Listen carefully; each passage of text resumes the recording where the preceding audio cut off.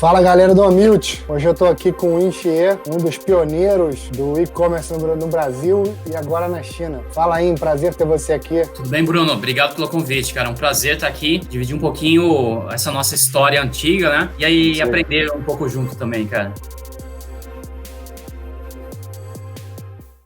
Deixa eu te falar uma coisa, eu queria começar pelo fim. Olha, isso nunca aconteceu, você está sendo inovador aqui.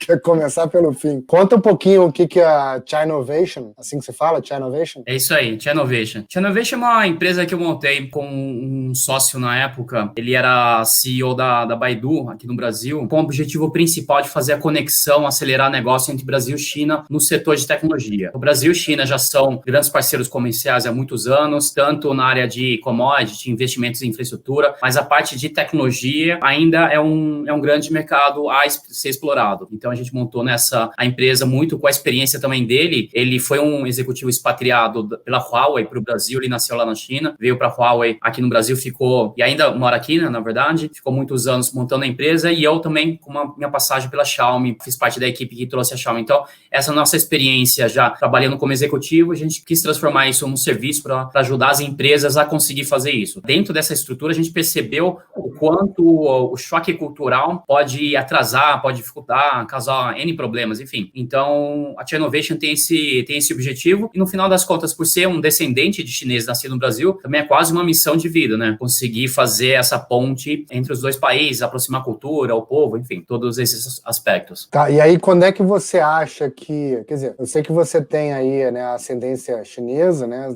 Tua família chegou em 1960 e poucos aqui, né? E aí, quando é que você acha que a China ganha um apelo forte em termos digitais para o brasileiro? Para o Brasil, eu acho que assim, tem em alguns aspectos, dependendo do setor, você tem, como eu comentei, a própria Huawei, que está aqui há 15 anos, é uma empresa B2B de infraestrutura, é uma parte relevante da nossa telecomunicação e internet no Brasil, é movida por uma tecnologia chinesa. Por isso, inclusive, essa discussão toda, Estados Unidos, China, todos os países do Ocidente, com relação à implementação da tecnologia da Huawei no 5G. Então, nesse aspecto, a infraestrutura já existe já há um bom tempo, e aí a gente tem, acelerando nesse tempo, primeiro, uma fase de e-commerce cross-border, eu diria que começou talvez há 10 anos atrás ter relevância, alguns e-commerce, não sei nem...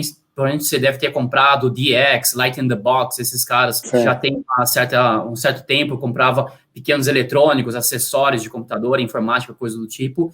E nos últimos 6 anos, 5 anos, já nessa fase de aplicativos. Então, a gente teve muitos games, muitas vezes você baixava no Android, olhava o nome, você não fazia ideia de onde vinha, mas possivelmente era de uma empresa chinesa. Muitos aplicativos de otimização de Android também, aqui lá para você liberar espaço, também teve uma enxurrada desses caras, eu diria que 5 anos atrás. Então, esse foi talvez uma das primeiras fases também de internacionalização de empresa chinesa de internet, mas principalmente dessas pequenininhas. Startups, às vezes, assim, cara, uma dúzia de funcionários, empresas muito pequenininhas, fazendo produtos simples para países específicos. Até lembro de ter conhecido um desses sujeitos, um chinês que ele tinha criado a empresa para fazer, acho que era um game na época, ele tinha uma base de 200 mil usuários ativos, isso já faz 6 anos, então era relativamente interessante. Ele não falava português e não tinha vindo para o Brasil. Mas ele trabalhava numa outra empresa antes como desenvolvedor, e lá nos indicadores, nos dados, sempre apontava o Brasil como um bom mercado, com um custo relativamente baixo de aquisição de clientes. Então ele levantou uma grana, montou uma equipe para dedicar para um aplicativo para o Brasil, ficou aqui, trabalhou acho que uns 3, 5 anos, ganhou uma grana, partiu para uma próxima. Então a gente teve bastante desse formato. Não foi um baita boom do ponto de vista de negócios, grandes empresas, mas acho que como uma tendência aconteceu. E mais recentemente, aí a gente vê empresas, tanto de hardware, a gente tem a Xiaomi, a própria Xiaomi, que ajudei a entrar no 2013, e outras empresas, tem uma nova leva de marcas de celulares também se internacionalizando, e os aplicativos maiores. Aí a gente está falando especificamente de TikTok, dentro como grande líder, mas a gente teve também a Meitu, que é um aplicativo de edição de fotos. Os caras, se não me engano, eles processavam na época mais de 1/3 das fotos tiradas de selfies na China. Você pode imaginar a quantidade de fotos que os caras faziam. E eles estão no Brasil já, uma equipe já há bastante tempo. Então, tem uma leva relativamente grande de empresas assim que vieram soltas atuar no Brasil também, né? E aí, você está há 4 anos na Chinovation, não é isso? Uhum. Você pode contar um pouquinho, que eu soube que você anda levando gente importante para fazer a ponte lá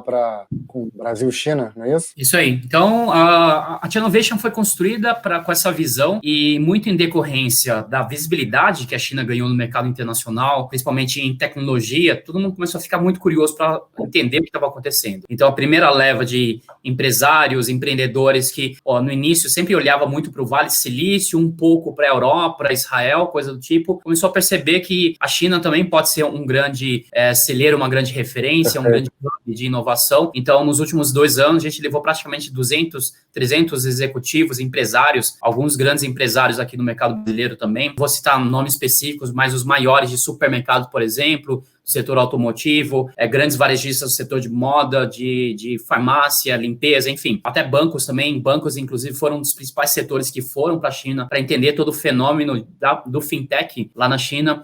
Fintech, que é um setor que cresce dentro do nosso ecossistema de tecnologia, é um dos grandes destaques, né? E eu diria que na China a gente tem a grande referência. Agora, por essa semana, a gente vai ter o IPO da Ant Financial, o Ant Group, que talvez seja a mãe de todas as fintechs, vamos assim chamar. Porque os caras, em termos de valuation, agora, são o maior unicórnio, é que eles são uma spin-off do grupo Alibaba. Então, naquele ranking do CB Insights, ele não aparece como destaque. E na China tem muita dessa característica de muitas empresas fazerem spin-offs. E aí, o que acontece? Esse spin-off tem outros investidores, tem outro business model, então, para eles, é uma outra empresa, é um unicórnio à parte. Então, se considerasse essas empresas, a Ant Financial seria a número 1, porque é a maior, inclusive, que a TikTok em termos de valuation. Agora, o setor de fintech é um dos que a gente mais levou e de e-commerce também. E varejo de uma forma geral, né? Então, são 2 áreas que cresceram absurdamente na China. Agora, por exemplo, eu sou lá um medalhão lá do segmento tal. Como é que eu chego em você e geralmente esse cara chega pedindo o quê? Normalmente, e aí, obviamente, nesse ano a gente não fez nenhuma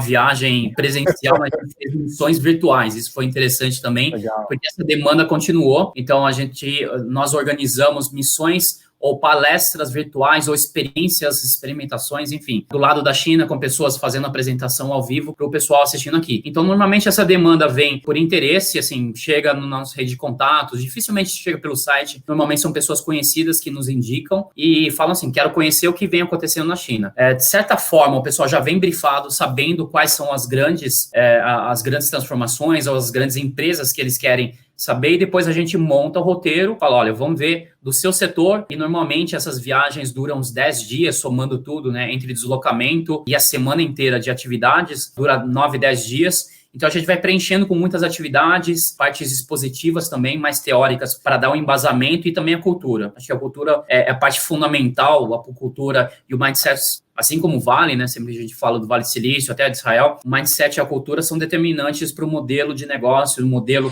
de inovação que acontece na China. Então, é normalmente assim. Então, a pessoa chega e fala, olha, eu sou do setor X, quero ir conhecer um pouco mais profundamente as empresas da minha área e quero ter uma visão geral da inovação. Porque o que acontece, Bruno, quando a gente fala com relação à China? Você tem um aspecto, a China como benchmark, como referência, e a China como possível parceiro ou possível concorrente também. Então, acho que por isso que tem várias dimensões que a gente olha isso. E no final das contas, agora, mais recentemente, de 1 ano e meio, 2 anos para cá, a China como investidora no setor de tecnologia também. Então, a gente teve, além do principal case da compra da 99 pela Didi, investimento no Alibaba, na Stone, investimento da Tencent no Nubank. Então, tem alguns grandes negócios acontecendo já, ainda não tem na fase, são ainda dos grandes, então provavelmente nos próximos anos a gente vai ver na fase intermediária, no growth, por exemplo, e eventualmente eles podem acabar vindo também para fase early stage. Mas a presença desses caras pode também começar a ser cada vez mais intensa. Faz sentido. E o que você acha que o chinês ele acha de valor, o que ele vê de valioso no ecossistema digital brasileiro e vice-versa? Acho que a primeira coisa é um mercado em número de pessoas, número de usuários muito significativo. Nós estamos entre os principais em algumas áreas muito ativas, áreas que ajudam a potencializar outras, e aí eu digo especificamente redes sociais e publicidade online. Então, para você montar um serviço de determinado setor, você precisa ter isso já mais estabelecido, para você também não precisar construir a roda necessariamente. E aí, o que acontece? A gente tem áreas onde são, eu diria, mais ou menos envolvidas. Temos, não necessariamente funcionam o melhor possível, mas eles dão sustento para crescimento. E aí, estou dizendo infraestrutura de telecomunicações, infraestrutura de logística também. A gente pode reclamar o que quiser da nossa logística, mas é porque a gente é um país continental, onde tem muita concentração, e isso é ruim porque os serviços são bons nas grandes capitais, nas regiões litorâneas, e são de baixa qualidade nas regiões mais afastadas. Então, isso acaba sendo inerente à nossa própria situação geográfica, né? Então, essas áreas, essas coisas, eles acabam gostando, mas a gente tem a dificuldade, obviamente, da cultura diferente, do idioma, da localização, de fato, no outro lado do mundo, literalmente, a gente está do outro lado. Então, se o cara está começando agora a internacionalizar, ele vai preferir ir para o Sudeste Asiático, que é mais perto, que é do lado, tem uma proximidade cultural, tem colônias chinesas muito grandes nessa região. A Indonésia, por exemplo, que tem 200 milhões de habitantes, tem mais de 10 milhões de chineses lá, morando lá, que são fluentes, conhecem super bem a cultura chinesa. Então, é muito óbvio eles irem para lá. E o segundo passo tem sido a Índia. Então, a Índia é o mercado onde atualmente se tem a disputa entre Estados Unidos e China com relação às startups locais. Então, grandes fundos americanos, presença de grandes tech companies, obviamente, além das óbvias, a Amazon fazendo grandes aquisições, o Walmart fazendo grandes aquisições, e os chineses, o Alibaba especialmente, também fazendo aquisição. Então, a Índia tem sido o campo de batalha entre Estados Unidos e China pelo próximo mercado. E aí, a Europa Ocidental, de uma forma geral, Estados Unidos e Oceania, muito mais resistente à China. Então, a América Latina, como grande continente, obviamente a gente não gosta de se colocar, mas para vender para os chineses e para mercados estrangeiros de uma forma geral, é mais fácil porque aumenta o nosso potencial. 200 milhões, 210 milhões de habitantes, obviamente, é muita gente. Mas quando a gente dobra esse tamanho, que é o tamanho da América Latina, fica muito mais atraente. Não vai dizer que o cara vai entrar na América Latina e vai atacar todos os mercados. Ele vai entrar e falar, olha, vamos primeiro para o Brasil. E primeiro, quando olha Brasil, inclusive, vamos descascar isso e atuar em algumas regiões. Isso, inclusive, é uma estratégia muito comum, porque dentro da própria China existe essas categorizações de tamanho de empresa. Então, você tem cidades Tier 1, Tier 2, que são classificações oficiais que são usadas pelas empresas que entram no mercado chinês. Então, é muito comum, cada vez mais, empresas ocidentais que entram na China não vão para as grandes capitais. Apesar de ser super atraente, olha, eu vou para Pequim, vou para Xangai, tem 20 e poucos milhões de habitantes, mas já é muito concorrido, muito competitivo, então ele vai para o Tier 2 até Tier 3, segundo, terceiro nível. São cidades muitas vezes grandes, mas não tão bem atendidas em termos de serviço, em termos de produtos, né?